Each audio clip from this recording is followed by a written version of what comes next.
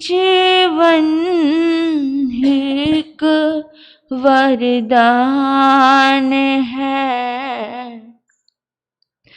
तपमय जीवन एक वरदान है। तप ही जीवन की सच्ची शान है, त्याग ही जीवन का एक वरदान है। संयम जीवन एक वरदान है, तप ही जीवन की सच्ची शान है। त्याग में जीवन की सच्ची शान है, संयम जीवन एक वरदान है। संयम जीवन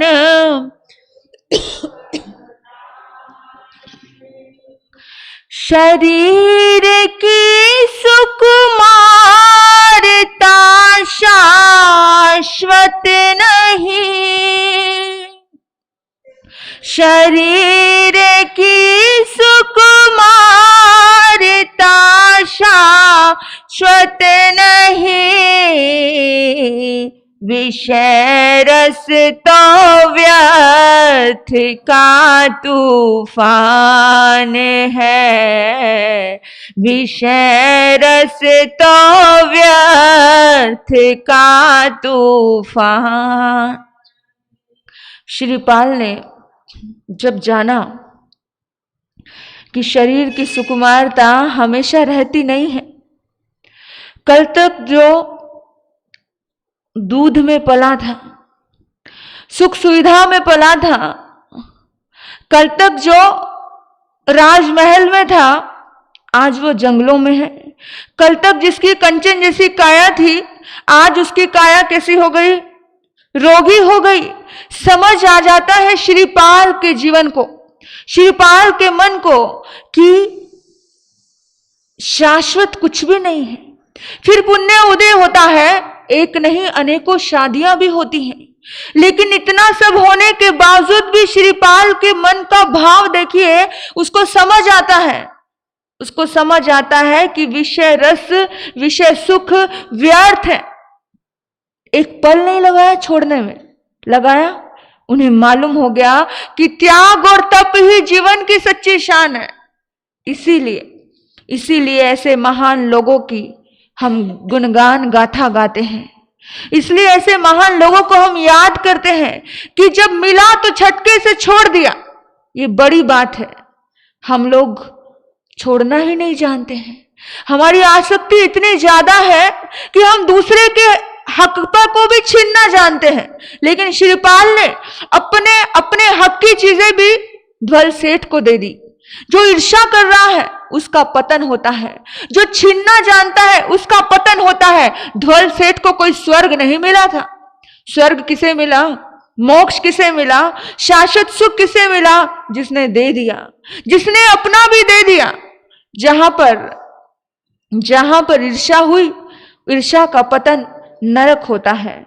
विचार करना कि उन्हें समझ आ गया कि जो ये दिखावे के रिश्ते थे, जो दुनिया दिखावा करती थी, वो चाचा, जो श्रीपाल का चाचा, उसी ने तो सब कुछ हड़प लिया था। दुनिया इन्हें रिश्ते कहेगी, दुनिया इन्हें खून के रिश्ते कहेगी, लेकिन कौन खून का रिश्ता भाई? कौन किसका अपना? इस दुनिया में कोई किसी का अपना होता नहीं। इसलिए ईश्वर कहते हैं, स्नेह के रिश्ते सदा टिकते नहीं, स्नेह के रिश्ते सदा टिकते नहीं, मोह में मेहनत अधिक कम जान है। मोह में मेहनत अधिक कम जान है। संयम जीवन ही वरदान है। संयम जीवन ही वरदान है। त्याग में जीवन की सच्ची शान है। त्याग में जीवन की सच्ची शान। जो करे भौतिक आकर्षण को कम, जो करे भौतिक आकर्षण को कम, बनता वो एक दिन स्वयं भगवान है। बनता वो एक दिन स्वयं भगवान है।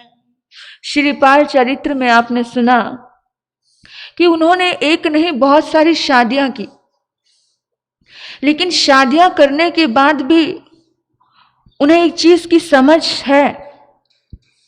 चक्रवर्ती के हजारों हजार रानियां होती हैं, लेकिन होना बड़ी बात नहीं है, होने के बाद उसे त्याग कर देना बहुत बड़ी बात होती है। किसी के पास कुछ है और उसे त्याग करने की ताकत जब आ जाए, वो बड़ी बात होती है। उसे समझ गया। श्रीपाल एक राजा था, लेकिन उसकी श्रद्धा इतनी दृढ़ थी कि एक संत इस समय में चारों तरफ श्रीपाल की आराधना की बातें सुन रहे हैं। हर क्षेत्र में जहां पर भी धर्म में चातुर्मास चल रहे हैं, वहां श्रीपाल की आराधना की बातें चल रही हैं, आज भी चल रही हैं। इतने युग बीत गए, इतना समय बीत गया, लेकिन फिर भी श्रीपाल को भूला नहीं गया। क्यों? क्योंकि उनकी दृढ़ आस्था, उनकी दृढ़ श्रद्धा किसके प्रति? महामंत्र के प्रति और तपस्या के प्रति। और मिलने के बाद जब वो त्याग दिया, उस त्याग के प्रति उन्हें समझ गया। इसलिए एक संत उनकी जिनवानी, उनकी बातें हम बताते हैं। सोचना, विचार करना कि मोह में बहुत मेहनत, लेकिन जान बहुत कम है, ताकत नहीं है, शक्ति नहीं है। और जब उसे समझ गया तो बस जो समझ जाता है वो एक दिन भगवान के रास्ते पे बढ़ जाता है, और जो भगवान के रास्ते पे बढ़ जाता है वो एक दिन परमात्मा हो जाता है। याद रखना, भौतिकता इंसान को बहुत आकर्षित करती है, इंसान को बहुत लुभावनी चीजें बहुत पसंद आती हैं। आप बाजार में जाते हो, बाजार में जाओगे तो एक पता नहीं घंटा कहां बीत जाएगा आपका। इसको देखोगे, उसको देखोगे, आपका मन करेगा पूरा बाजार खरीद लो। ये भी ड्रेस अच्छी है, ये भी चीज अच्छी है, ये रसोई घर को काम आएगा, ये मेरे घर को काम आएगा। आप देखना, अपने आप को जरा सोचना कि जिस वक्त आप किसी के घर में जाते हो, उस वक्त आपने देखा कि नया नया बंगला बना है, आप गए तो आप उसकी साज सज्जा देखते हो कि नहीं, कि कहां पर क्या डिजाइन है, कैसे क्या रखा है, कैसा सोफा है, कैसे कर्टन है, मतलब सारी चीजें देखते हो। सिर्फ और सिर्फ भौतिकता की ओर आकर्षण, ये हमारी आत्मा हमें संदेश दे रही है कि हमने कितना बाहर की चीजों को देखा। कौन सी, अच्छा घर कैसा सुंदर बना है, क्या अच्छा मैं भी, अच्छा इसके घर में आ गया, मैं भी ऐसा ही लूंगी, मैं भी ऐसा ही करूंगा। यानी कि सारा आकर्षण कैसा है? अपने लिए है। हम कभी नहीं सोचते कि हम दूसरों के लिए भी कुछ करेंगे, है ना, अपने लिए करेंगे, यही भाव रहता है। लेकिन याद रखना, जो व्यक्ति केवल अपने लिए सोचता है, जो व्यक्ति केवल अपने लिए सोचता है, वो दिव्य शक्ति से परिपूर्ण कभी नहीं होता। जिसको दिव्य शक्तियां चाहिए, जिसके आसपास, श्रीपाल के आसपास दिव्य शक्तियां क्यों आई थी? आप सोचोगे कि हर कदम पर भी बचा लिया, समुद्र में गिरा, समुद्र में गिरा फिर भी बच गया। कैसे बच गया? क्योंकि श्रीपाल ने हमेशा दूसरों के लिए सोचा। श्रीपाल चरित्र से हमें शिक्षा लेनी है, हर पॉइंट से शिक्षा लेनी है कि कैसे कैसे बचाव हो गया, किस तरह से बचाव हो गया। इतने कष्ट आए, लेकिन कष्ट आने के बाद भी हर कदम पर बचा। हर कदम पर हजारों दुश्मन आपके हों, लेकिन आपकी वृत्ति, आपकी मनोवृत्ति शुद्ध है। दुनिया की कोई ताकत नहीं कि आपका कोई बिगाड़ सके। हजारों दुश्मन हो, मैं तो आपको कहती हूं, याद रखना, अपने जीवन में धर्म और त्याग पर भरोसा रखना। रास्ते आसान से आसान तर होते गए। मेरी जिंदगी में भी बहुत बहुत विघ्न आते हैं, बहुत बाधाएं आती हैं। अच्छा, बहुत बार ऐसा होता है कि इंसान के काम शिखर तक पहुंचते हैं, लेकिन बाधाएं आती है। लेकिन मुझे अपने ईश्वर पर मुझे पूरा भरोसा है, क्योंकि हम जब इंसान नेक कार्य करता है ना, तो बाधाएं चट्टान की जैसे चट्टान टूट जाती है, ऐसे ही सारी बाधाएं टूट जाती हैं। रास्ते आसान से आसान तर होते गए। लगता है बड़ी दूर से, लगता है बड़ी दूर से कोई दिव्य शक्ति मुझे दुआ देती है, ऐसा ही फील होता है। और जब जब भी कोई दिव्य शक्ति आपके आसपास रह जाए, आपकी जिंदगी का रूपांतरण हो सकता है। आप चाहते हो कि आपके जीवन में दिव्य शक्ति प्रकट हो, तो बस केवल एक ही बात रखना, अपने जीवन में एक ही बात रखना कि दूसरे के लिए सोचना। श्रीपाल ने स्वयं के लिए कभी नहीं सोचा, श्रीपाल ने हमेशा दूसरे के लिए सोचा। हर कदम पर श्रीपाल ने सोचा, हर कदम पर। गिर गया, श्रीपाल को मालूम था कि उस रस्सी को तोड़ने वाला कौन था। श्रीपाल को मालूम था कि मुझे समुद्र में गिराने वाला कौन था, लेकिन फिर भी पता है कि सामने वाला दुश्मनी रख रहा है। लेकिन मैं क्यों दुश्मनी करूं? मैं दुश्मनी किससे? दिल में मोहब्बत इतनी है कि अदावत की जगह ही नहीं बची। तो ऐसा भाव जब हम रखते हैं तो जिंदगी का पूरी तरह से रूपांतरण हो जाता है। याद रखना, हमारे जीवन में आज नवपद ओली का 9वां दिन है ना? ये हमें क्या संदेश देता है? ये हमें क्या संदेश दे रहा है? हमें क्या बता रहा है? नमो तवस क्या बताता है? अपने आप के भीतर में पूरी तरह से अपने आप को, अपनी आत्मा को तप से जोड़ दो, तपस्या करो। तप करने वालों को नमन किया है, देवताओं ने नमन किया है, और हमने तपस्या के अनंत चमत्कार देखे। पता है, मिट्टी को पानी सहज रूप से गला देती है, गलाती है ना? मिट्टी को पानी सहज रूप से गला देती है और बहा करके भी ले जाती है। पानी आ जाए, पानी का फोर्स आ जाए तो बड़े बड़े भवन कभी कभी बह जाते हैं, होता है ना? और अक्सर सबसे पहले कौन से भवन, कौन सी जो झुग्गी झोपड़ियां जो मिट्टी की बनी है, जो बिल्कुल एकदम गीली मिट्टी, उसको तो पूरा जल्दी से जल्दी, जो गीली मिट्टी पहले गिल्ली कर दिया जाता है, पूरी तरह से पानी उसको पूरा लपेट लेती है अपनी चपेट में। पानी में इतना फोर्स होता है। लेकिन अगर वही मिट्टी तप जाए, आग में एक कलश का रूप लेकर के वो आग में तप जाए, तो उसको गलाने की ताकत पानी के पास नहीं होती है। होती है? हाँ, उसको गलाने की ताकत पानी के पास नहीं होती है। तो कैसी ताकत बनना है हमें? दुनिया की कोई ताकत हमें गला ना सके, ऐसी शक्ति हमारे भीतर में हमें प्रकट करनी है। जो पानी मिट्टी को कल तक बहा करके ले जा रहा था, लेकिन आज वही पानी उस कलश में, उस मटके में क्या हो गया? बंद हो गया। माटी तपकर बनती गागर, फिर पाती वह यश का सागर। जब मट्टी तप जाती है, उसी के बाद वो एक किसी सुंदर नारी के सिर की शोभा बन जाती। तपे बिना वो शोभा नहीं बनती। तपना बहुत जरूरी होता है। जिंदगी में बिना तपे कुछ भी नहीं प्राप्त कर सकते। आप किसी भी फील्ड में हो, आपको मेहनत लगती है। आप कहीं पर भी हो, आपको तपना पड़ता है।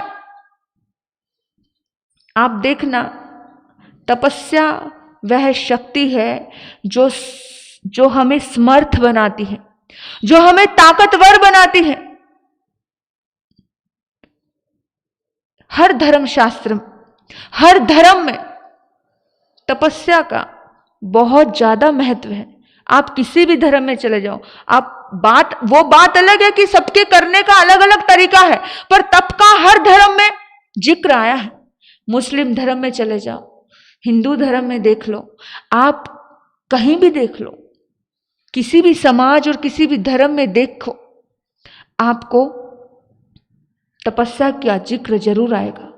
यानी तपे बिना कहीं पर भी सिद्धियां प्राप्त नहीं होती।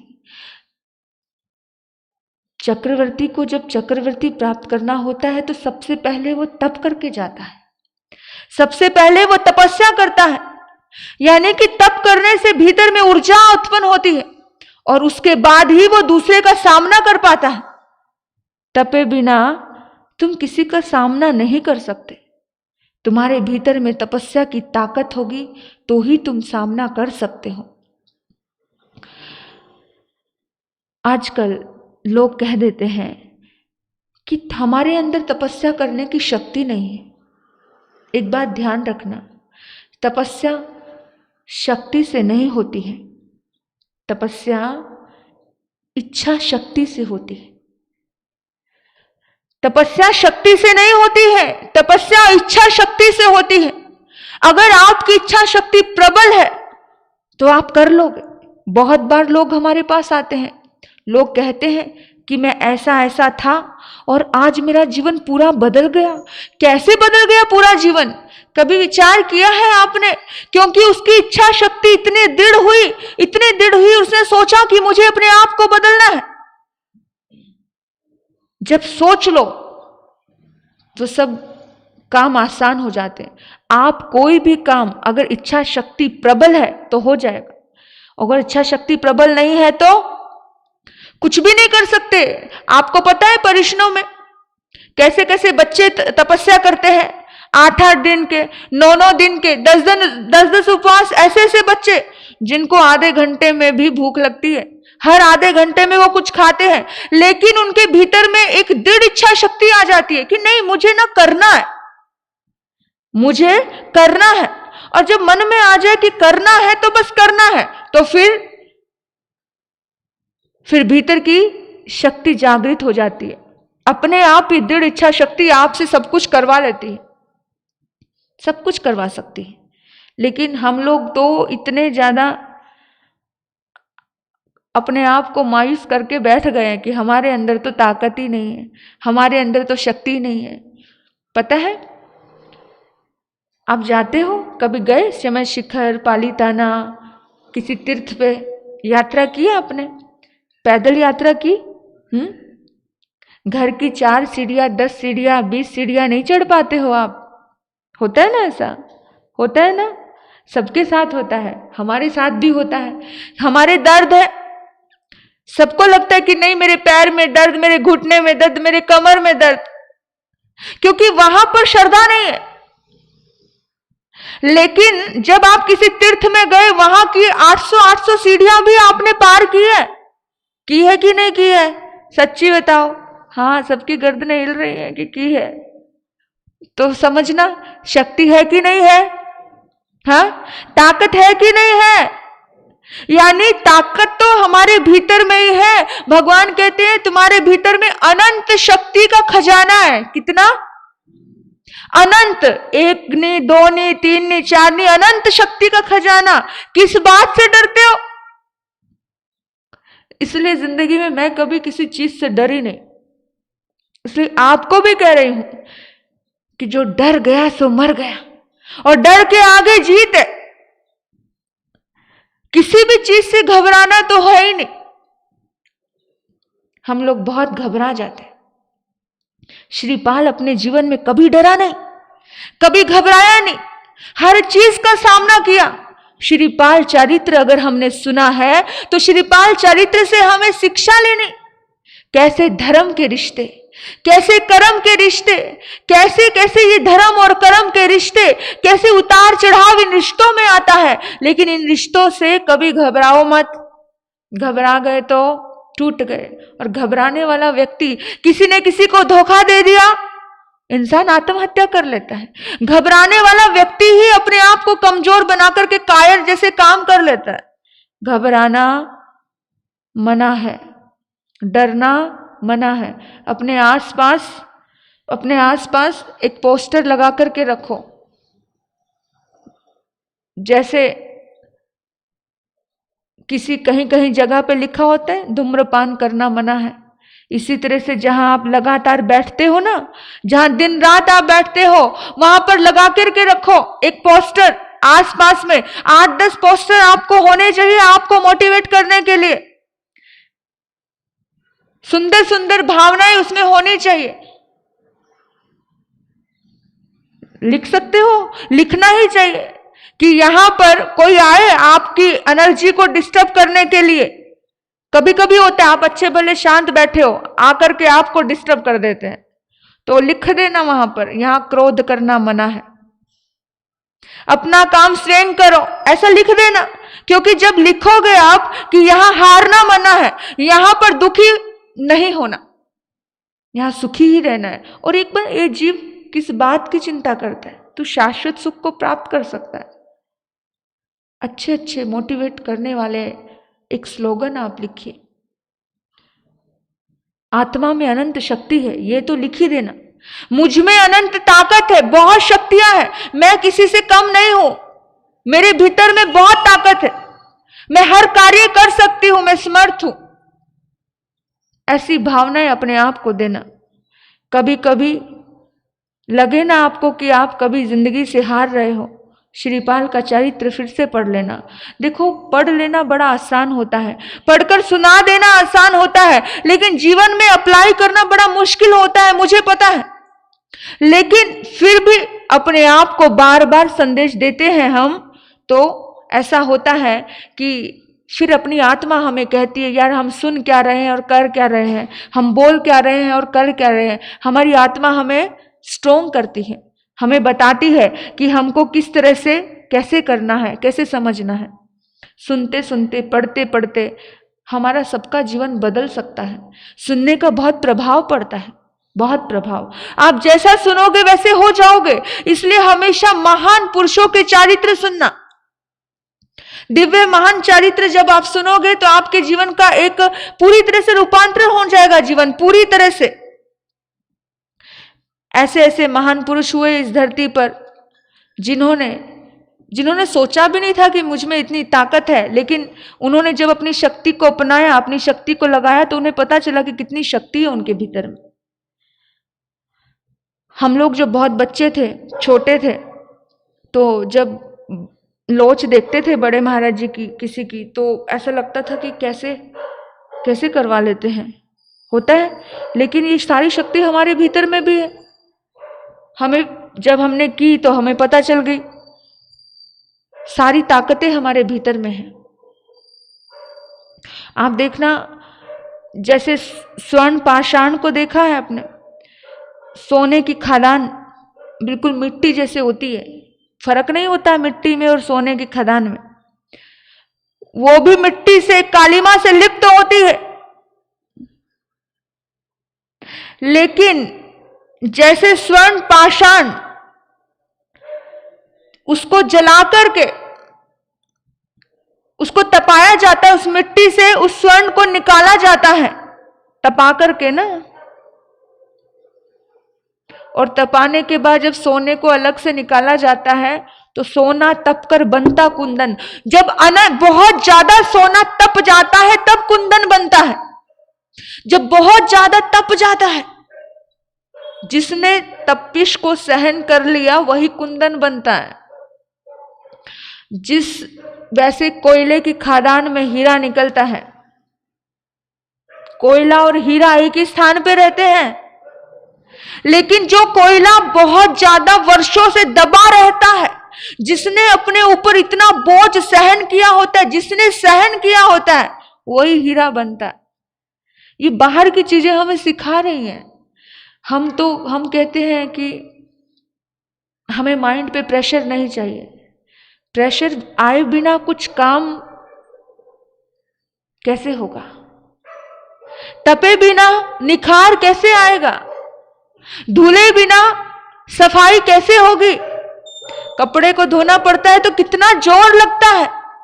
ये अपने जीवन से रिलेटेड होकर के सोचिए, कि अपने जीवन से जोड़ करके सोचिए। इस जिंदगी में ऐसा कोई भी जीवन है जिसके जीवन में कोई दुख ना आया हो? सच्ची बताना, ऐसा कोई भी जीवन नहीं है। कोई भी व्यक्ति यहां बैठा है जिसके जीवन में कोई उतार चढ़ाव नहीं आया है। हर किसी के जीवन में आया है।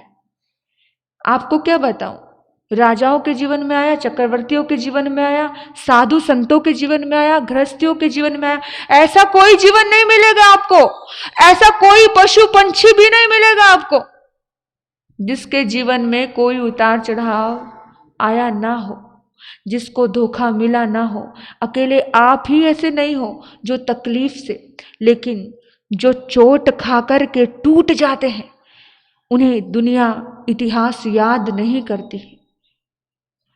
जो चोट खाकर के टूट गए, उन्हें इतिहास कभी याद नहीं करता।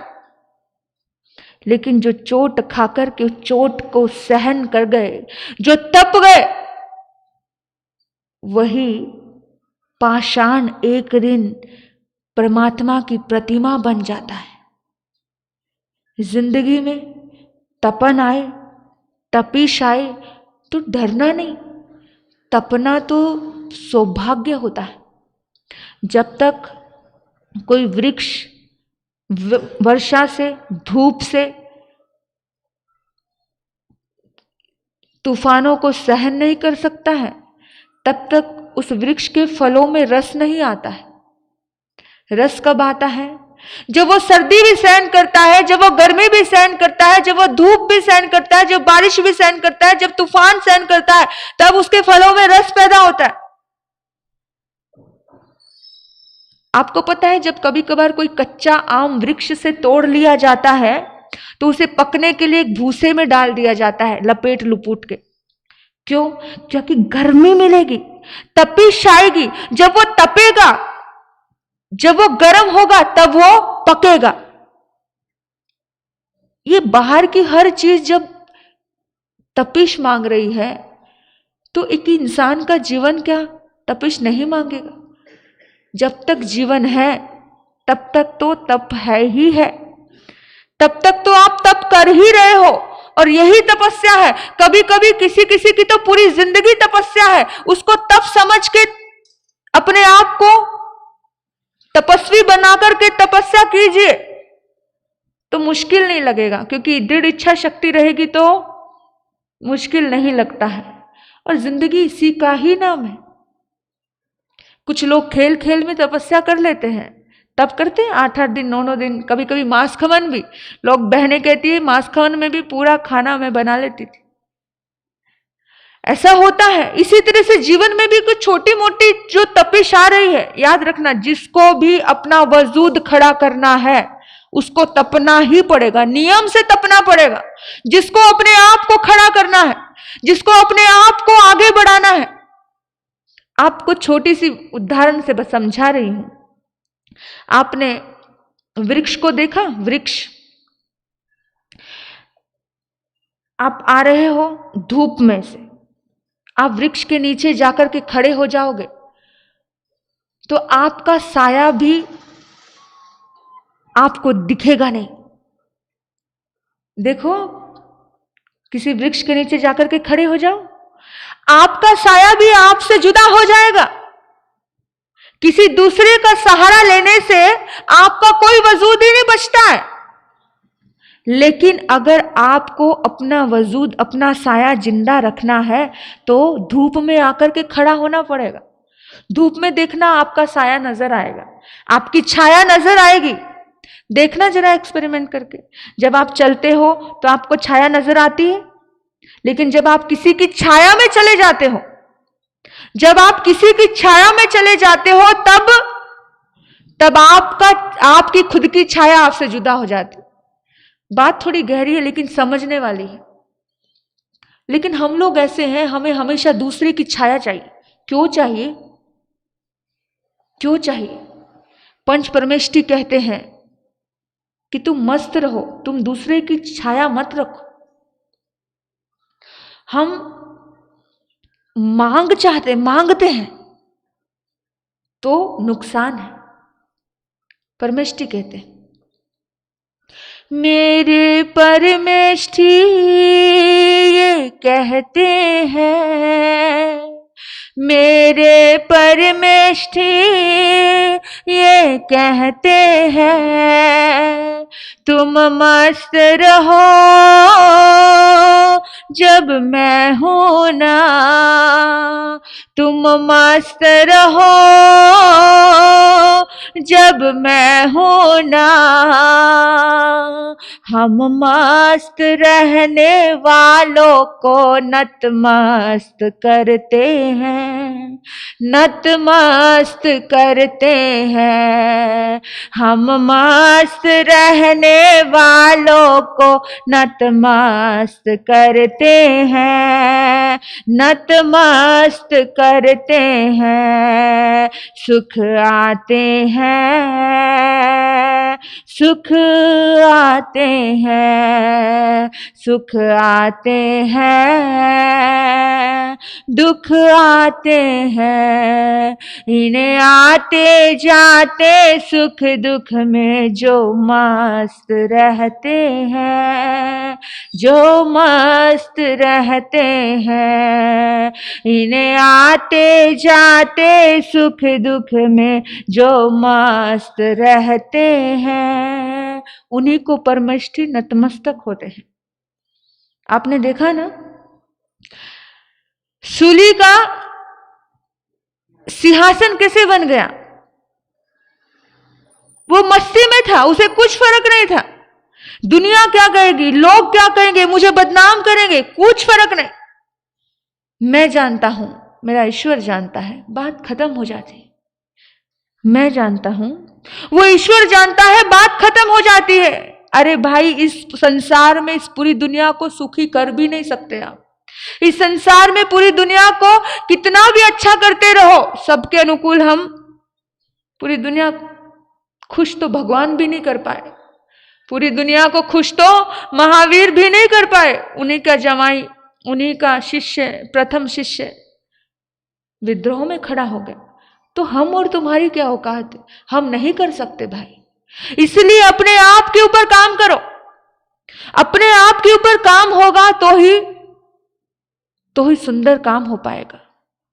अपने आप को तपाना तो पड़ेगा। आत्मा से परमात्मा बनना है तो ऐसे ही नहीं बनते। जहां मस्ती रहेगी वहीं पर हस्ती जिंदा रहेगी। हाँ, जहां पर मस्ती रहेगी वहीं पर अपनी हस्ती जिंदा रहेगी। स्वयं की हस्ती को जिंदा करना है या दूसरे की छाया में मस्त रहने वाला व्यक्ति एकदम स्टिक रहता है, क्लियर रहता है, बोल देता है। अंदर अंदर घुटने से अच्छा क्लियर जियो, इतना क्लियर। तपस्या भीतर की कालिमा को दूर करती है। तपस्या आपको स्ट्रांग बनाती है। कोई भी तपस्या, कोई भी अनुभव आपके जीवन में आए, इवन रिश्तों से भी तपस्या मिलती है हमको। अपनों से भी, अपने भी आपको तपाते हैं, तपा ही तो रहे हैं। अपने भी आपको तपाते हैं, तभी भी आप खुश होना। अच्छा है, कोई धोखा दे दे तो भी खुश होना। कल देता आज दे दिया, धन्यवाद है।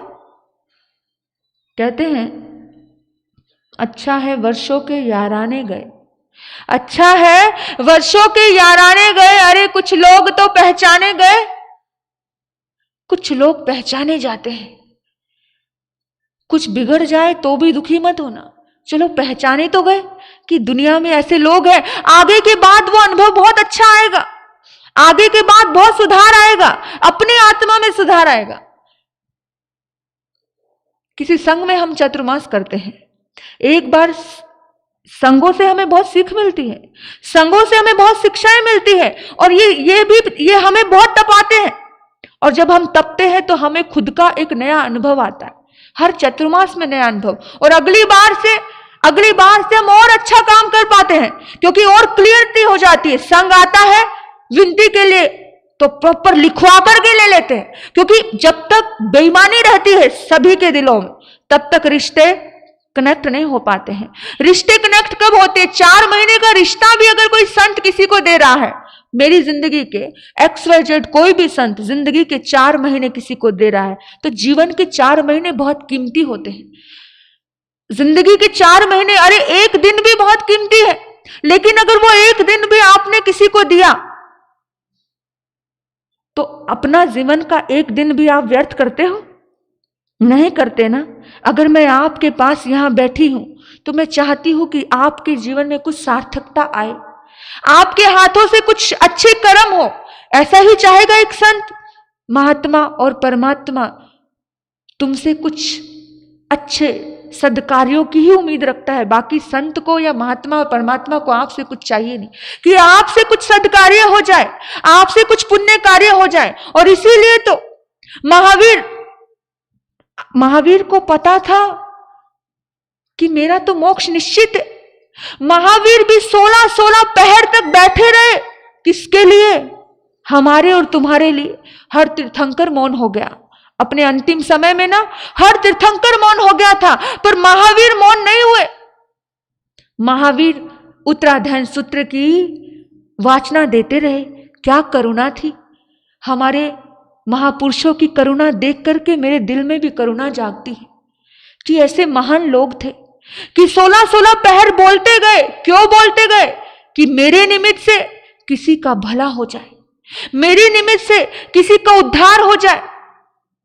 16 पहर देशना दी महावीर ने। महावीर को क्या पड़ी थी देशना देने की? क्या पड़ी थी समोसरण की रचना में बैठने की? वो तो अनंत ज्ञान, अनंत दर्शन, अनंत चारित्र उनके पास प्रकट हो ही गया था। उन्हें पता था कि इस समय में मेरा, तभी तो गौतम को भेजा। लेकिन फिर भी उनकी हमारे लिए वो करुणा, उनकी हमारे लिए उदारता, उनका हमारे लिए वो प्यार, तभी तो बोलते गए, बोलते गए, निरंतर बोलते गए। अगर कोई संत आपको बोल रहा है, अगर कोई संत आपको कुछ कह रहा है, तो संत की करुणा है, नहीं तो संत को क्या लेना देना। सोचना जरा, अगर किसी बात के लिए, किसी चीज के लिए आपको कुछ कहा जाता है तो आपके प्रति करुणा है, इसलिए कहा जाता है। आप अपने हाथों से उद्धार करो। कोई अगर लाभ भी देता है ना, समझो आप सोचते होंगे कि 12 महीने का हमारा तो जिंदगी भर का काम है। अगर कोई आपको लाभ भी दे रहा है, वो लाभ भी आपका पुण्य है इसलिए मिल रहा है। बिना पुण्य के आपको लाभ भी मिलता नहीं है। पता है आपको, दंडन मुनि हर दिन जाता है गोचरी लेने के लिए, लेकिन उनके पुण्य की गोचरी नहीं मिलती उनको। आखिर में भगवान हरीश नेमी से जाकर के पूछता है दंडन मुनि कि प्रभु, मेरे पुण्य का मुझे कुछ नहीं मिल रहा है। मैं संकल्प करता हूं, मैं नियम लेता हूं कि जब तक मेरे पुण्य का मुझे नहीं मिलेगा तब तक मैं खाऊंगा नहीं। याद रखना, पता नहीं कौन से किसके पुण्य का आप खा रहे हो। दूसरे की छाया में रहोगे तो छाया मिल रही है, पर खुद की छाया में भी जीना सीखो,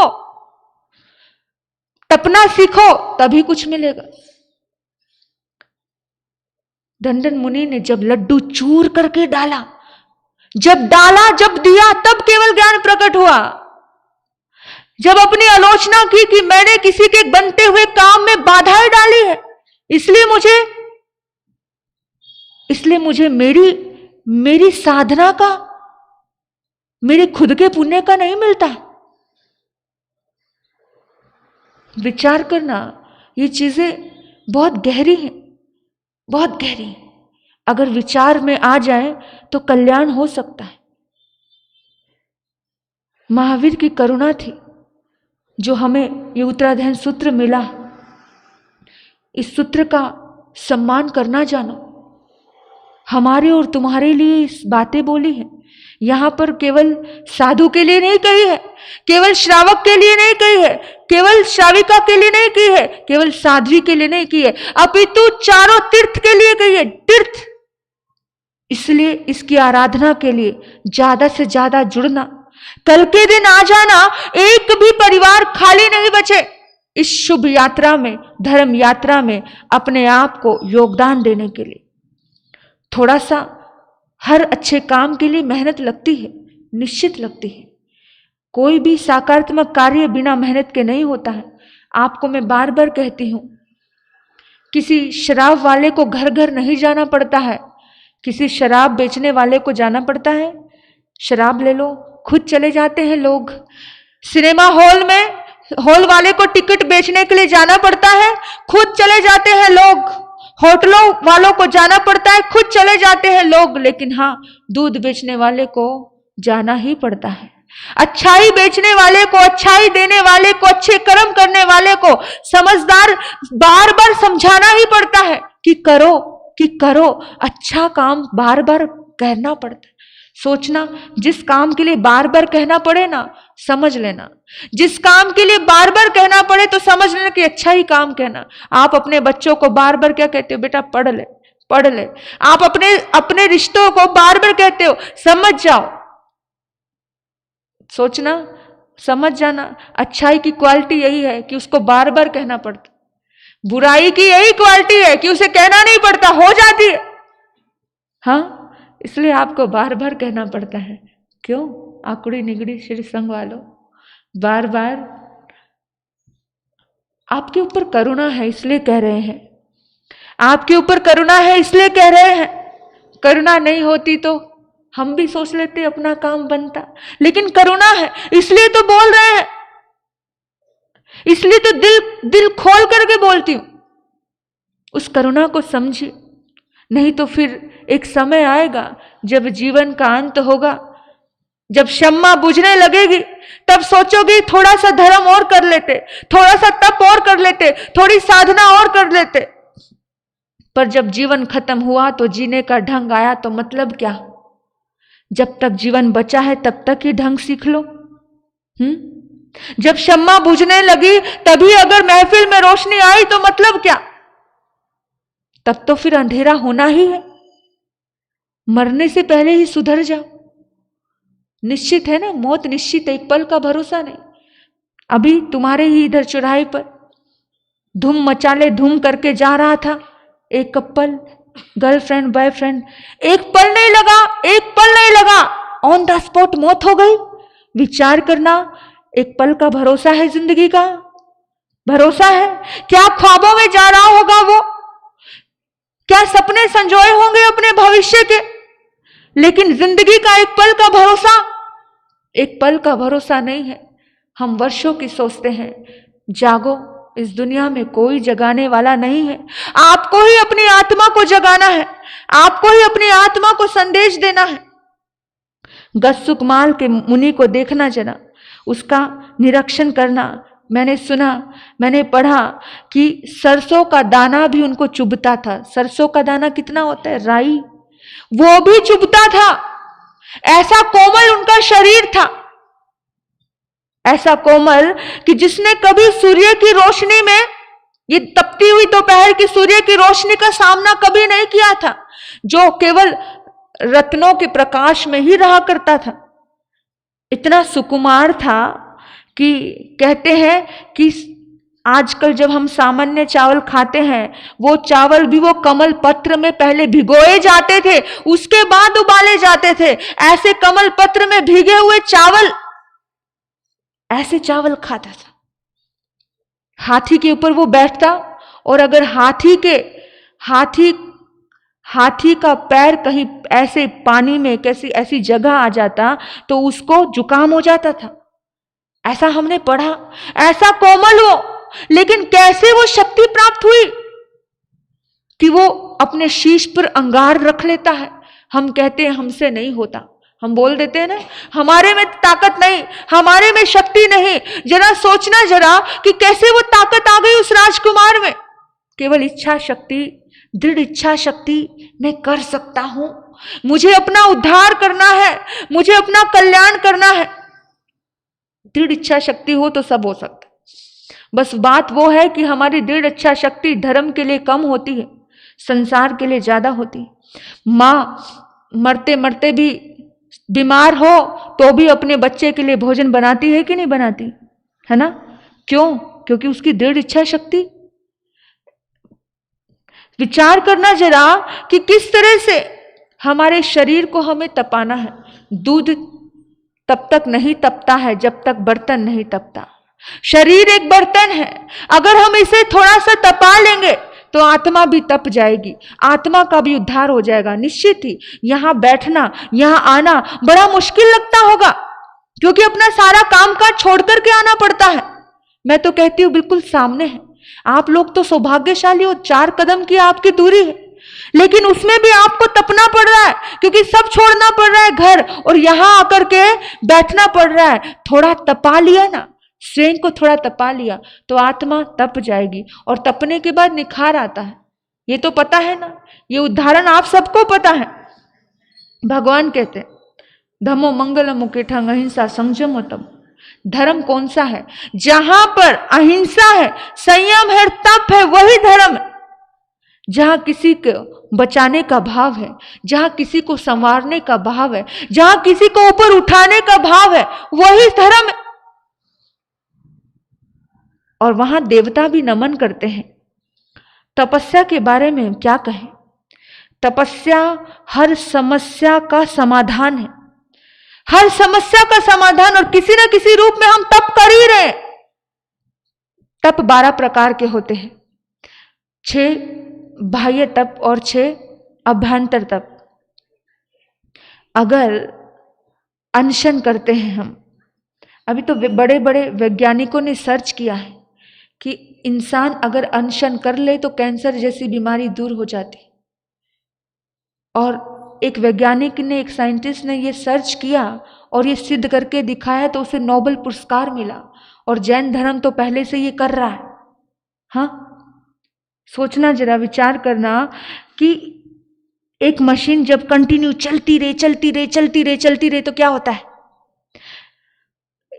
मशीन को आराम देते हो ना। अगर दिन भर चल रही है तो रात को आराम देते हो, अगर रात को चल रही है, और कितनी बार ऐसी मशीनें हैं जो गर्म हो जाती है तो इंसान कहते हैं गर्म हो गई भाई, इसे अभी आराम चाहिए। इस शरीर भी एक मशीन है, दिन भर ही काम कर रहा है, दिन भर अंदर डालते जा रहे हो।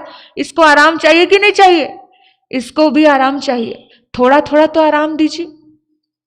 महिलाएं तो फिर भी कर लेती हैं, लेकिन पुरुष लोगों ने तो सोचा हुआ है कि मोक्ष का टिकट तो हमने फाइनल कर ही लिया है, हमें तो तपस्या करने की जरूरत नहीं है। लेकिन कल हमारी रत्ना बहन ने बताया कि जोड़ी सही टाइम बिल कर रहे हैं। मुझे बहुत खुशी हुई कि देखिए कि जिनके भीतर की चेतना जागती है वो आत्माएं हर काम में सहयोगी बन जाते हैं, हर काम में एक दूसरे का सहयोग देते हैं। और यही सही, और धर्म पत्नी का सहयोग लेकर के पतिदेव ने भी काम शुरू किया, तो एक मुझे बहुत प्रसन्नता होती है कि भी धर्म की आराधना जब सहयोग से होती है, सब एक साथ सामूहिक रूप से करते हैं, तो याद रखना सामूहिक रूप से सुंदर फल मिलते हैं। हम कहते हैं एक साथ दोनों को, एक साथ पूरे ग्रुप को खुशी मिल गई, एक साथ सबका उत्थान हो गया, क्यों हो गया? एक साथ सबका मोक्ष हो गया, क्यों हो गया? एक साथ अच्छा कर्म किया तो एक साथ सबका अच्छा ही होना था। याद रखना, जब भी हमारे जीवन में 3 चीजें आती, शारीरिक तप, 3 प्रकार का तप होता है, शारीरिक तप, वाचिक तप और मानसिक तप। 3 प्रकार का तप, शारीरिक, वाचिक और मानसिक। शारीरिक तप में अनशन, उनोदरी, भिक्षाचरी, रस परित्याग, काया क्लेश तप, ये सब शारीरिक तप है। जैसे भूख से थोड़ा कम खाना। अब एक थैली में 2 किलो सामान रखने की ताकत है, और अगर हम उसमें 5 किलो भरते हैं तो थैली फटेगी ना। और हम लोग ऐसा ही खा रहे हैं, मतलब ठूसे जा रहे हैं, ठूसे जा रहे हैं, ठूसे जा रहे हैं। हमें नहीं पता कि हमारी कैपेसिटी कितनी है ना। तो आपने जो तप किया है वो आपने अपने लिए बहुत सुंदर वरदान जैसा काम किया है। छोटे महाराज जी ने भी विधि सहित साधना की है, आइंबिल तप किया है, और एकदम लगातार दिन भर साधना में लगे रहते हैं। तो ये सब आपने अपने ऊपर दया की है। आपकी थैली में जितनी जितनी आवश्यकता थी आपने उतना रखा। उनोदरी तप, भूख से थोड़ा कम खाना, ऐसा बोला है, कम खाओ। कम खाने वाला कभी बीमार नहीं पड़ता है। हाँ, जो बहुत ठूस ठूस के खाता है उसको हॉस्पिटल के दर्शन बहुत करने पड़ते हैं। खाने से बीमारियां होती है, तभी तो बोलते हैं शुगर हो गई, मीठे का त्याग करो, मीठा छोड़ दो। डॉक्टर छुड़वाते हैं, है ना, मीठा छोड़ो, फिर कोलेस्ट्रॉल बढ़ गया, घी छोड़ो, फिर ये छोड़ो, वो छोड़ो। डॉक्टर कहेगा तो छोड़ोगे, पर खुद से छोड़ा नहीं जाता। पर तपस्या बहुत बड़ी चीज है, तप से ही तो सारे काम सिद्ध होते हैं। आपने देखा जितनी भी सिद्धियां आज तक मिली वो सब तप के द्वारा मिली। ये 12 प्रकार के तप के अंतर्गत ही मिली। किसी ने अनशन किया, किसी ने उनोदरी किया, किसी ने रसपरी त्याग किया। ये जो आप करके बैठे हो आइंबिल तप, बहुत मुश्किल तप है ये, बहुत मुश्किल। पता है, भगवान महावीर से पूछा गया था कि प्रभु आपके शासन काल में सबसे महान तपस्वी कौन है? तो भगवान महावीर ने कहा कि धन्ना अनगार सबसे महान है। बोला कैसे? तब तो बहुत सारे साधु करते थे। बोला इसने अपने रसों का त्याग किया। पता है, एक रोटी उन्हें मिलती तो पानी में 100 बार धोते थे कि कोई रस नहीं चाहिए। ऐसी वो गल जाती थी रोटी, ऐसी वो अगर चिड़ियों को, कौवे को डाल देना, वो चिड़ी कौवे भी उस अनाज को नहीं खाए, ऐसा वो अनाज खाते थे। क्यों खाते थे? क्योंकि अपने आप को तपाना था, अपने आप को स्ट्रॉन्ग करना था कि मैं कुछ भी खा सकता हूं। ऐसी ताकत अपने आप को देनी थी कि मैं कुछ भी छोड़ सकता हूं। जैसे आए बिल यानी सीधा सांप जैसे अपने बिल में प्रवेश करता है। सांप टेढ़ा मेढ़ा होकर के बिल में प्रवेश नहीं करता, सांप सीधा अपने बिल में जाता है। इस तरह से सीधा भोजन अंदर जाए, वो आइंबिल की बहुत महिमा। जिन्होंने आइंबिल किया उनके आसपास का ओरा, उनकी साधना, उनके मन का भीतर का एक सुकून अलग होता है। और जिन्होंने साधना की उनको खुद को पता होगा कि कैसे अंदर में एक सुकून मिलता है। ऐसे लगता है कि कुछ किया। जो लगातार साधना से जुड़े हैं वो जुड़े रहना, छोड़ना मत अपनी साधना। अगर आप, ठीक है, आपसे 70 मालाएं नहीं हो तो हर रोज की आप 20 माला तो करना। पंच परमेष्ठी की आराधना तो भी करना, भूलना मत। आप देखना, हम करते हैं अनशन, उनोदरी, भिक्षाचरी, रस परित्याग, काया क्लेश तप। अपनी काया को कभी कभी तपाना, ज्यादा काम करना पड़ जाए, नहीं लोच करना काया क्लेश तप है। ज्यादा कुछ ऐसी चीजें हो जाए तो स्ट्रॉन्ग बन के सहन कर लेना। आप देखो, विनय, किसी के सामने हाथ जोड़ करके प्रणाम करना, उसका आदर करना, सम्मान करना, वो विनय। कभी कभी आपसे गलतियां हो जाए तो उसका प्रायश्चित कर लेना, वो भी तप है। ध्यान कर लेना, वो भी तप है। 24 तीर्थंकरों ने ध्यान किया, ध्यान सबसे बड़ा तप है। ऐसा कोई सिद्ध पुरुष नहीं जिसने पहले ध्यान नहीं किया हो। हम कितना मेडिटेशन करते हैं, हमने आज दिन तक ध्यान किया ही नहीं। बोलो कौन सी खेत की मूली है ध्यान? महाराज आंखें ही नहीं बंद होती है।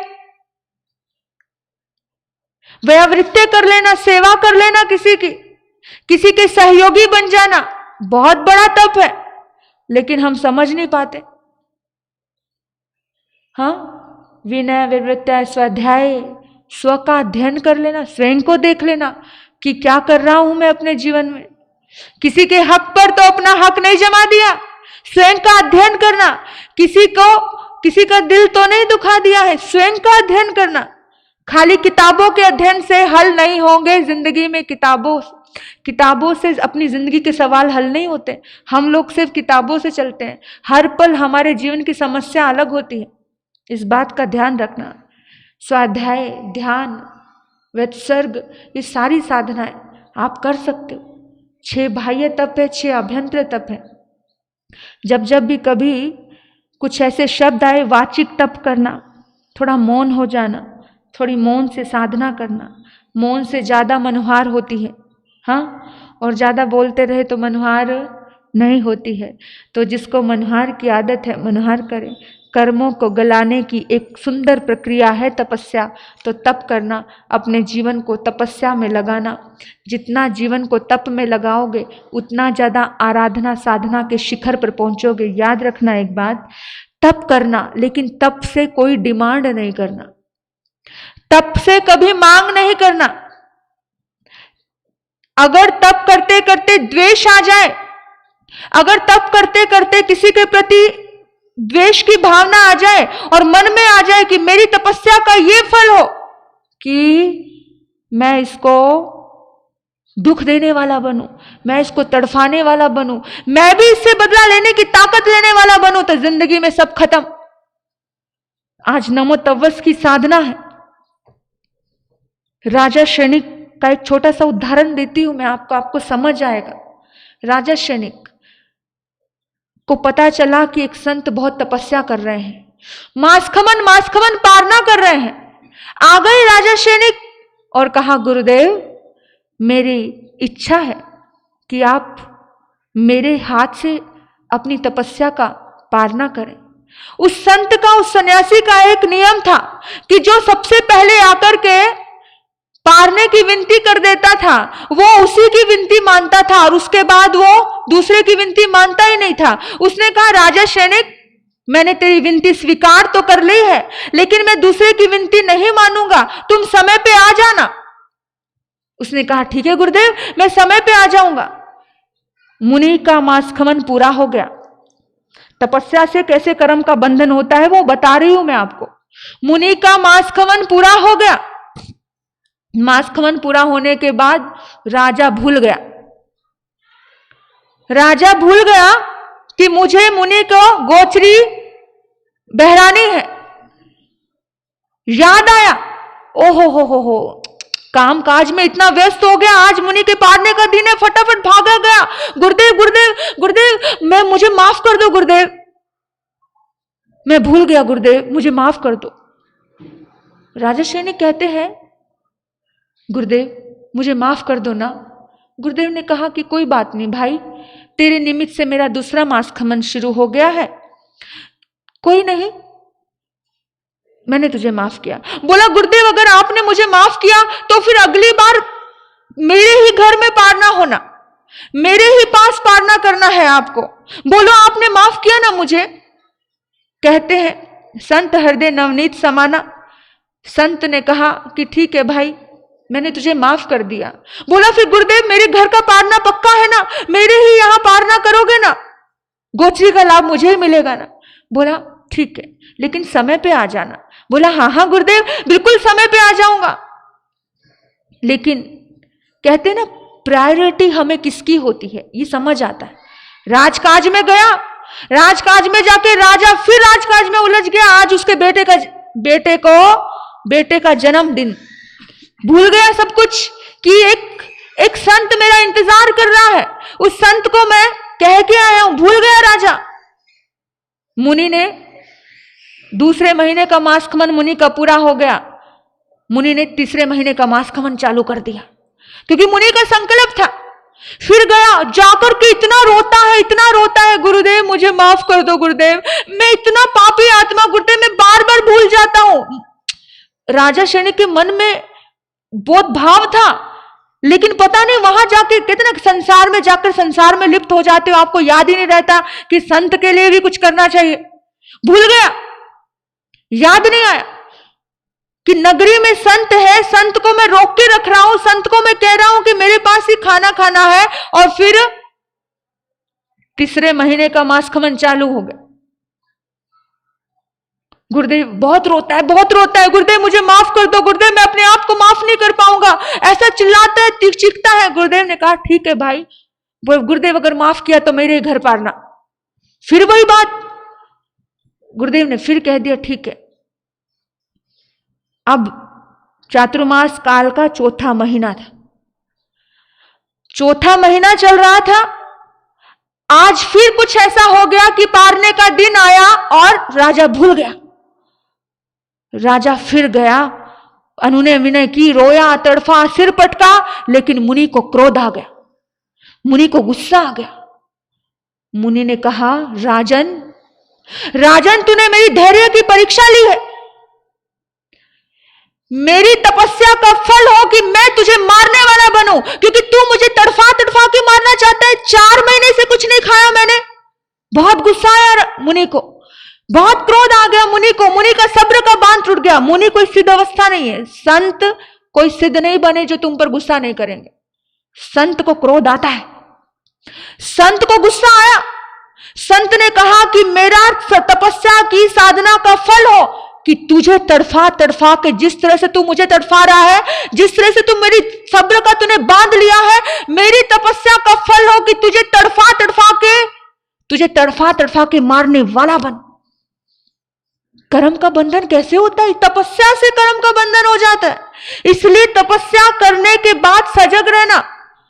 और कहते हैं राजा ने बहुत बहुत बहुत माफी मांगी, पर माफी मांगने का भी एक बार माफ कर दे, 2 बार कर दो, 3 बार करो, बार बार। चातुर्मास के अंतिम समय में सब्र का बांध खो गया। मुनि का संकल्प पता है आपको?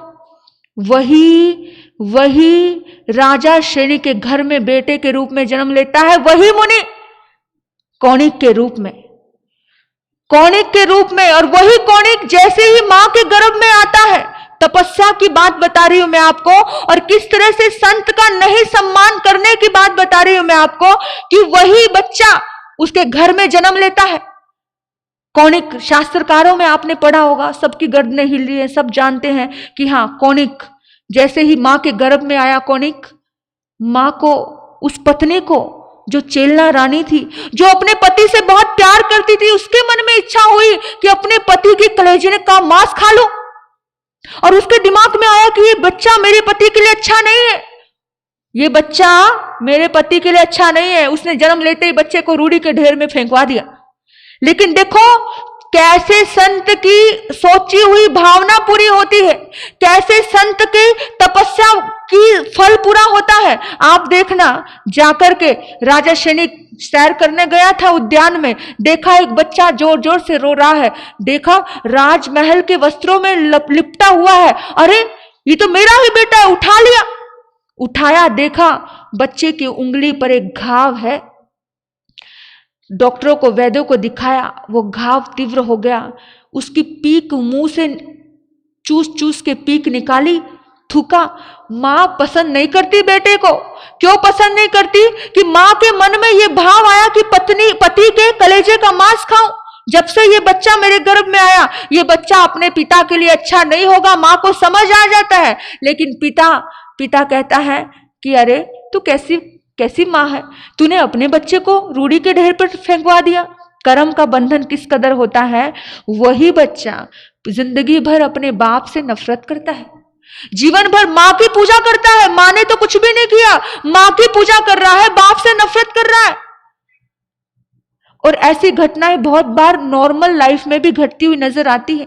एक बहन है लुधियाना में, उस बहन ने कहा कि महाराज साहब जी 10 साल का मेरा बेटा है, वो अपने बाप से कभी कुछ नहीं मांगता है, अपने बाप के सामने जाता नहीं है, और अगर बाप घर रहेगा तो बाहर घूमता रहेगा अगर मैं घर में नहीं हूं। यानी पता नहीं क्या उसका कर्म का उदय है। जो भी कुछ, अगर बाप ने स्विच को हाथ लगा दिया तो मेरा हाथ लेकर के जाएगा और ऑन कराएगा, खुद हाथ नहीं लगाएगा। अगर बाप से पैसा लेना हो तो पहले ये कहेगा मम्मी तू पैसा पकड़, फिर मैं लूंगा। 10 साल का बेटा, आज तो बुरा नहीं लगता है, जब जवान होता है तो कितना बुरा लगता है। बचपन में समझ नहीं आती चीजें, लेकिन ये कर्मों के भोग है।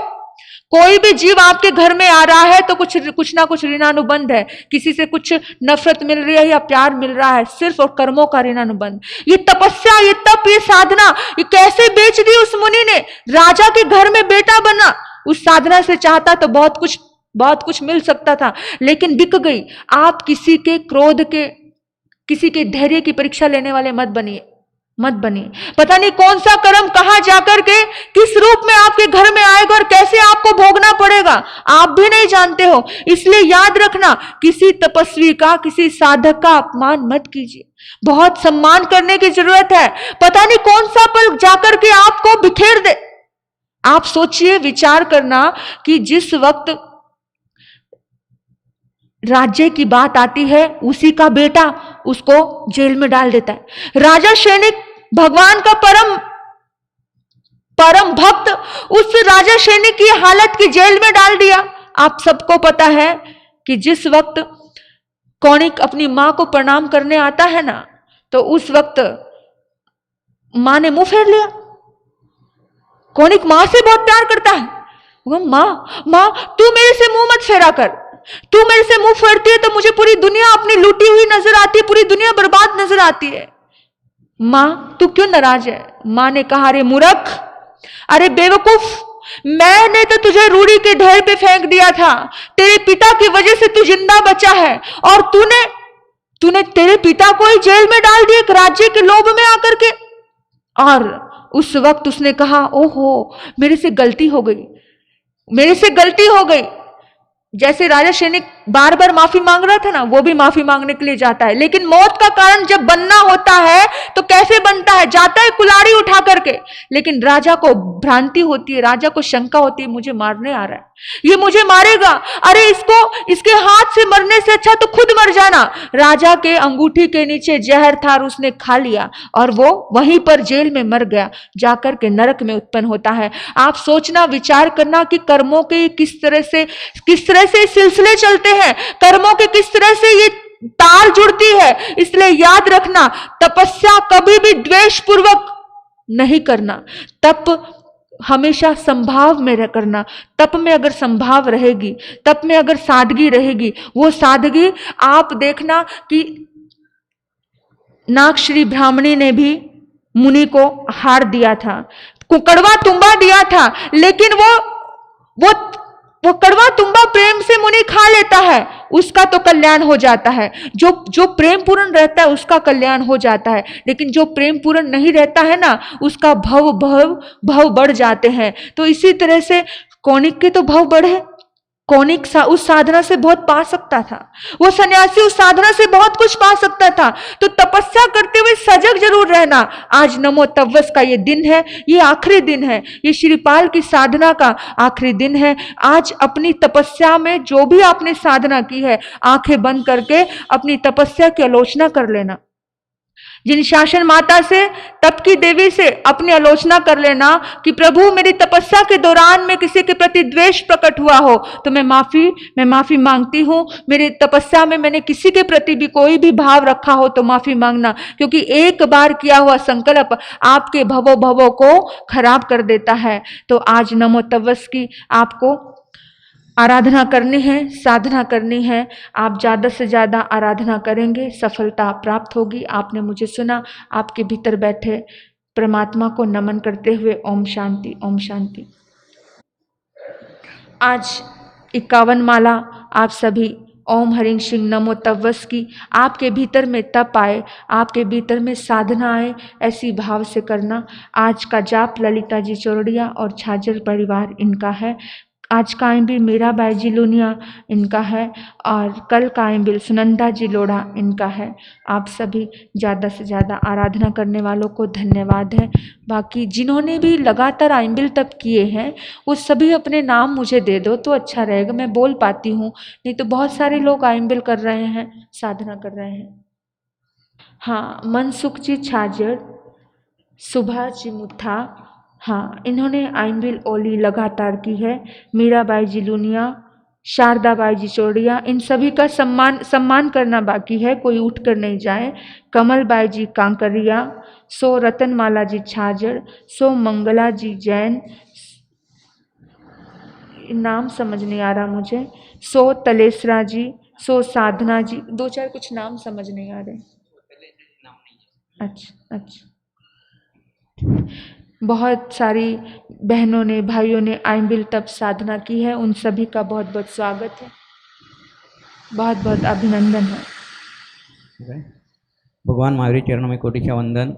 यहाँ पर विराजित महासती जी, जागृति जी महाराज साहब तथा वत्सला जी महाराज साहब, इनके चरणों में कोटिशा वंदन। श्रीमद् उत्तरायण सूत्र की भक्ति यात्रा कल निकलेगी, 21/10/2021 को गुरुवार को सुबह 7:30 बजे निकलेगी। आप सभी ने भाग लेना है। मनसुख जी, राजेंद्र जी, चंद्रकांत जी छाजेड़ परिवार से यह यात्रा सुबह निकलेगी, सभी ने आना है। वैसे ही जेंट्स ने वाइट ड्रेस आणि लेडीज ने रेड साड़ी पहनाए। वो यात्रा आप सभी को उत्तरायण सूत्र यात्रा में आपको सभी को उत्तरायण सूत्र मिलेगा। सब ने माथे पे लेके यात्रा निकलेगी। यात्रा में सभी ने भाग लेना है। वैसे ही आज आंबिल का लास्ट दिन है।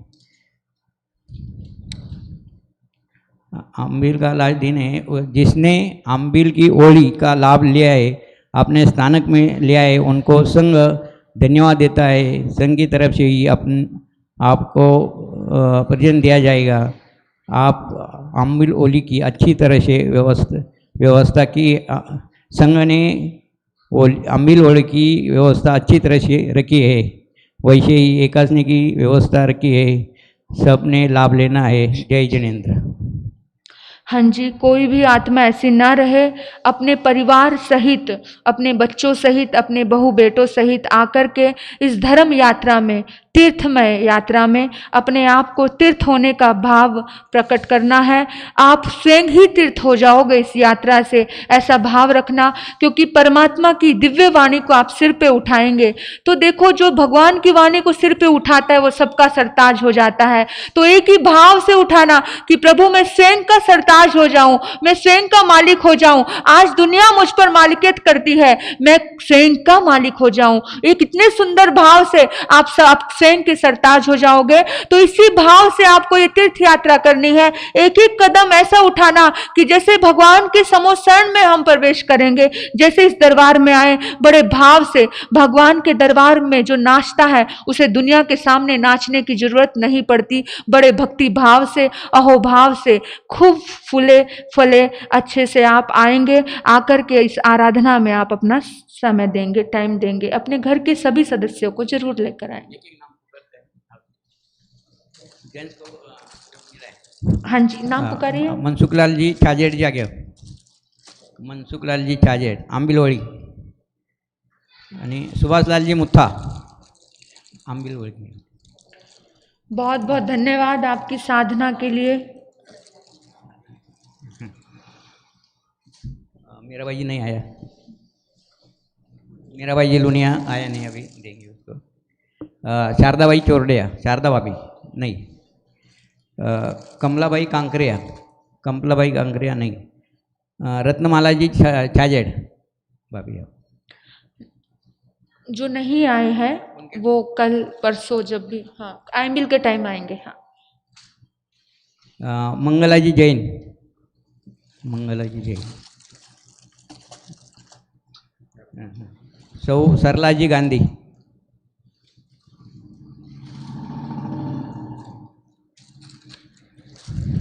सौ जयराज जी बळगट, बळगट भाभी। जयश्री बळगट नहीं। सौ तरलेशा नहीं आए। हाँ, सौ साधना भाभी नहीं आए। साधना जी क्यों सर 2-4 दिन किया उन्होंने। हाँ। आ जाओ ना फिर, किया है। हाँ। थोड़ा जितना किया उतना, जितना किया उतना आ जाओ। हाँ।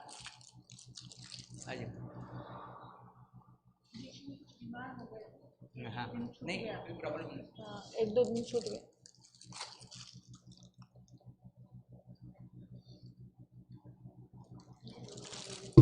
हाँ, 1-2 दिन छूट गया था, मालूम मुझे। जिसके भी 3 के आगे रहेंगे था वो नाम दे दे, उनके ही प्रेजेंट की व्यवस्था की जाएगी।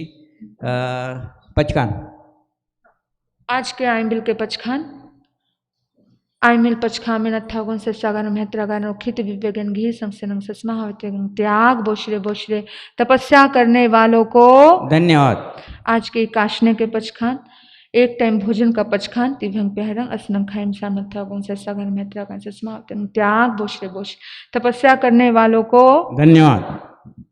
आज का सामूहिक पचखान है ओम हरिं सिंह नमो तवस। ऐसी तपस्या मेरे भीतर में प्रकट हो, एक करने के योग से गुरु महाराज के आगे से इसका माला जपना है, त्याग बोशरे बोशरे।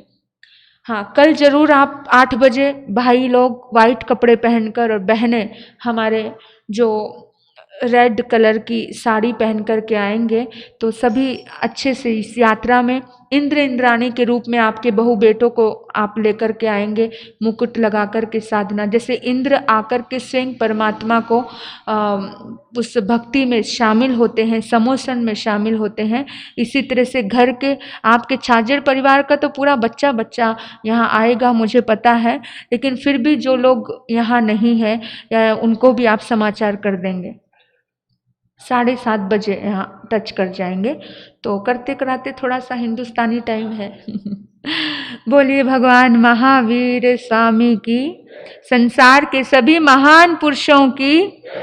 चैता भारंग वासंग चक्रवर्ती मेहडियो संति संति करे लो पत्तो गई मनुत्रंग। रिहंत परमात्मा स्वास्थ्य लाभ बना रहे, सुख शांति बढ़ती रहे, हर अच्छे कार्य में सफलता प्राप्त हो। इन्हीं सद्भाव से चित्तारी मंगलम अरिहंता मंगलम सिद्धा मंगलम साहू मंगलम केवली प्रणतो धमो मंगलम चित्तारी लोगुत्तमा अरिहंता लोगुत्तमा सिद्धा लोगुत्तमा साहू लोगुत्तमा केवली प्रणतो धम्मो लोगुत्तमा स्तारी शरणं पवज्जामि अरिहंते शरणं पवज्जामि सिद्धे शरणं पवज्जामि साहू शरणं पवज्जामि केवली प्रणतो धम्मो शरणं पवज्जामि। पहला शरणा अरिहंत का, दूजा सिद्ध भगवान का, तीजा शरणा धर्म का, चौथा सारणी ग्रंथ। ये 4 शरण दुख हरण और ना शरणा कोई होगा। जो भव प्राणी करे आराधन उसका जर अमर